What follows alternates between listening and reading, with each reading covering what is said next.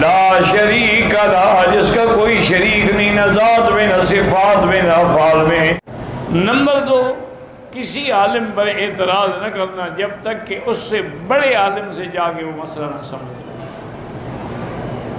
Number 3، سنی سنائی باتوں پر چٹ نہ لکھا کرو، مجھے حوالہ لو، کتاب دکھاؤ کس کتاب میں لکھا ہے۔ حالانکہ حنفیوں کی کتابوں میں لکھا ہے کہ 2 سجدوں کے درمیان میں اللہم اغفر لی وارحمنی وارزقنی واہدنی واعف عنی وعافنی یہ دعا پڑھ سکتے ہیں، نہ پڑھے تو کوئی حال نہیں، مسئلے کو سمجھا کرو۔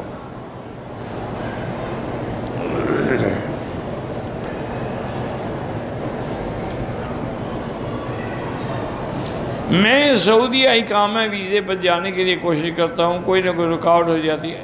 حسبنا اللہ و نعم الوکیل روزانہ 500 دفعہ پڑھا کرو۔ جو میت کو غسل دیتے ہیں نا، ان سے جا کے فرائض پوچھ لو، میں یہ کام نہیں کرتا، بس اس دن کو غسل دینا۔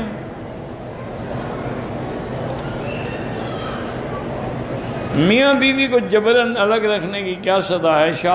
شادی کو 1 سال سے زیادہ ہو گیا، گھر والے راضی نہیں ہیں، نہیں کا پتہ نہیں کیا ہے، حصہ دے رہے ہیں، تو تم طلاق دے دو، بس جان چھوٹی، خود بخود ختم ہو گیا مسئلہ۔ تمہیں کسی کی منت کی ضرورت کیا ہے؟ اللہ نے طلاق مرد کے ہاتھ میں، وہ نہیں دیتے بیوی کو، اور یہ السلام علیکم، یہ طلاق لے جاؤ، پکی لے جاؤ۔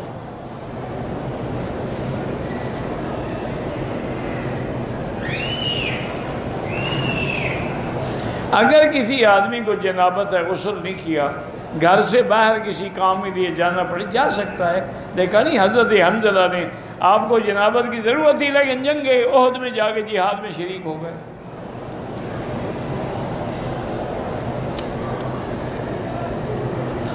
طواف میں ادھر ادھر دیکھنا منع ہے، صفا مروہ میں دیکھ سکتے ہو، لیکن تم طواف صفا دوڑنے آئے ہو، ادھر ادھر دیکھنے آئے ہو؟ مجھے یہ تو سمجھاؤ، عورتیں ہوتی ہیں نا، اور جب تک یہ نہ دیکھیں ان کا عمرہ کیسے ہوگا؟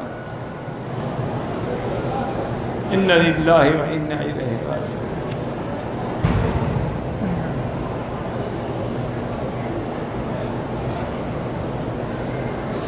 میرا پہلے شوہر سے فوت ہو گئے ایک بیٹا ہے، میں نے دوسری شادی کی ہے، میں اپنے شوہر کی اجازت کے بغیر اپنے بیٹے سے مل سکتی ہیں، لیکن ان کو پتہ ہو کہ تم بیٹے کو ملنے جا رہی ہو، یہ نہ سمجھے کہ یہ اور آدمی کو ملنے جا رہی ہو۔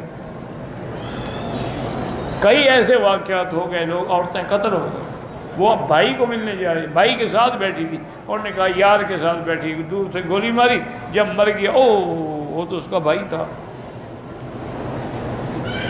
ایسے کئی واقعات۔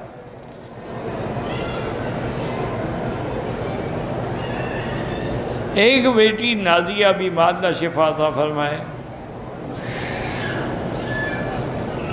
میرا عمل نہیں ٹھہرتا، میں نے بتایا تھا ان اللہ یمسک السماوات والارض ان تزولا ولئن زالتا ان امسکہما من احد من بعدہ۔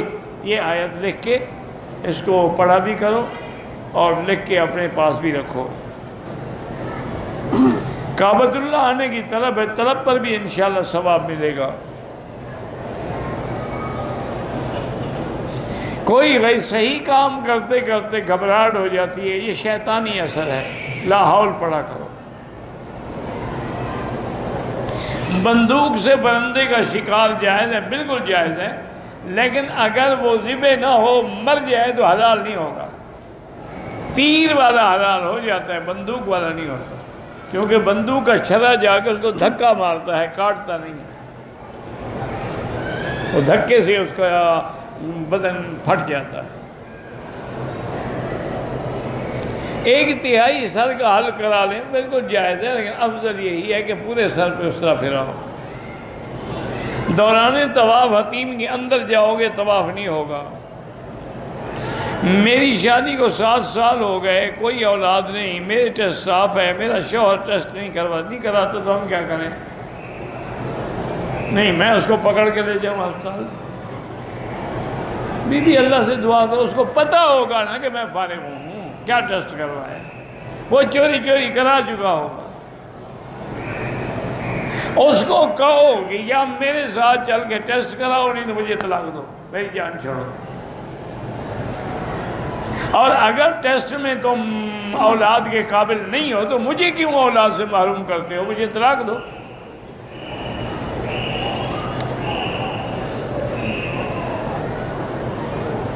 میرا جی نہیں چاہتا کہ نماز پڑھوں تو کافر ہو جاؤ گے۔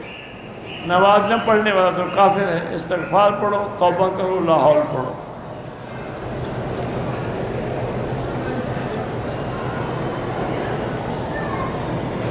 اگر داڑھی بھی منڈے کے پیچھے نماز نہیں ہوتی تو یہ تو مسئلہ لکھا ہوا ہے، غریبوں کے حق کھانے والا مسئلہ لکھا ہوا نہیں ہے، کہیں لکھا ہے مجھے وہ بھی دکھا دو۔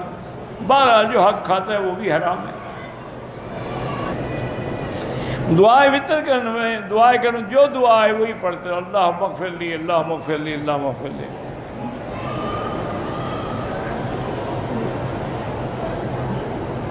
میرا انگلینڈ میں رہتی ہوں، شوہر نماز نہیں پڑھتا، اس کے 2 رکعت نماز پڑھ کے دعا کیا کرو، کیونکہ حنبلی مسلک میں تو میری بیٹی ہے، بڑا مشکل مسئلہ ہے، وہ کہتے ہیں ایک نماز چھوڑے تو کافر ہو جاتا ہے اور نکاح ختم ہو جاتا ہے۔ بہرحال باقی امہ کے نزدیک نکاح تو ختم نہیں ہوتا، لیکن 2 رکعت نماز پڑھ کے روز اللہ سے دعا کیا کرو کہ اللہ اس کو ہدایت دے۔ ایک نماز میں 2 دفعہ سجدہ کیا، اگر 2 غلطیاں کرے گا 2 دفعہ کرے گا۔ مراقبے کا معنی ہے وفی انفسکم افلا تبصرون، کہ غور کرو کہ ہم نے کیا کیا گناہ کیے ہیں، یہ مراقبہ ہے۔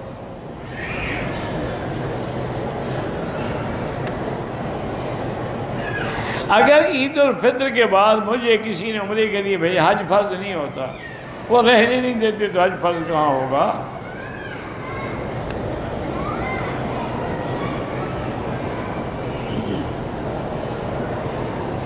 جدے میں ایک آدمی نے داڑھی بھی مونڈی ہوئی ہے اور چینل پہ بیٹھ کے حنفیوں کو گالیاں دیتا ہے، اسی لیے تو داڑھی مونڈی ہوئی ہے نا، تو فاسق تو پہلے ہو گیا، اب فاسق کا کام گالیاں دینا ہے، اور کیا ہے؟